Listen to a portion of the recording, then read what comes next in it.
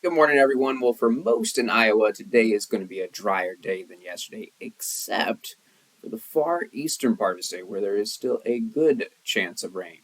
Now, actually, the best chance of rain 8 a.m. this morning for the morning commute is a band of rain that's setting up in the northwestern part of the state. So, I've got to mention a chance of showers for the morning commute, Fort Dodge, Mason City, Sioux City. You might be just outside of this band of rain, but I certainly want to mention the chance and maybe a stray shower just about anywhere in the state, but I do think unless you're near this band of rain, the chance is awfully small for the morning commute. Now, what we're going to see as we go through the morning hours is that band of rain in the northwestern part of the state starting to fizzle out, but new activity moving in to the southeastern part of the state. So as early as noon, I think we'll start to see a combination of showers and, yes, storms popping up in the southeastern part of the state where notice temperatures quite a bit warmer.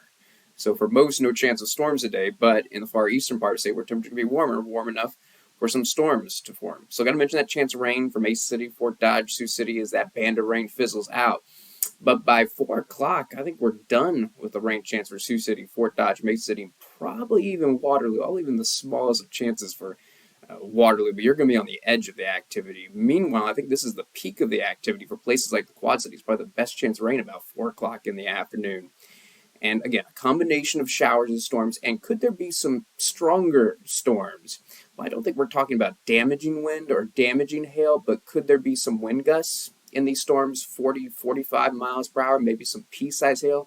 Not going to rule that out for the far eastern part of the state.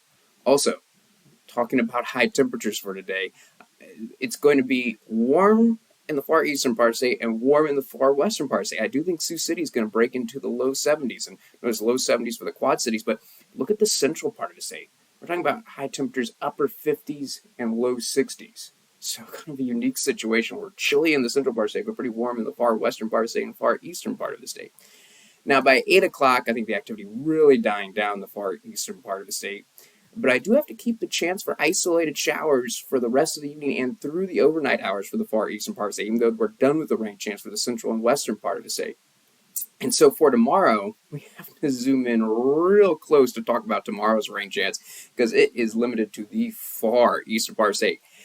And I will say there is a decent chance that the Quad Cities may end up being dry tomorrow, but I can't completely rule out the possibility of a stray shower for the morning commute. It certainly looks like it's going to be cloudy in the Quad Cities 8 a.m. tomorrow morning. Lunchtime, still an opportunity for a stray shower. Probably a better chance for these stray showers over in Illinois, but I don't want to completely rule it out, a stray shower at lunchtime. But look at the clouds starting to break up. And then by 4 o'clock, rain chance over with, getting some good sunshine in the far eastern part of the state. However, because there's going to be more cloud cover in the far eastern part of the state tomorrow versus out west, look at the temperatures tomorrow. So Quad Cities is going to end up being about the same as today, low 70s.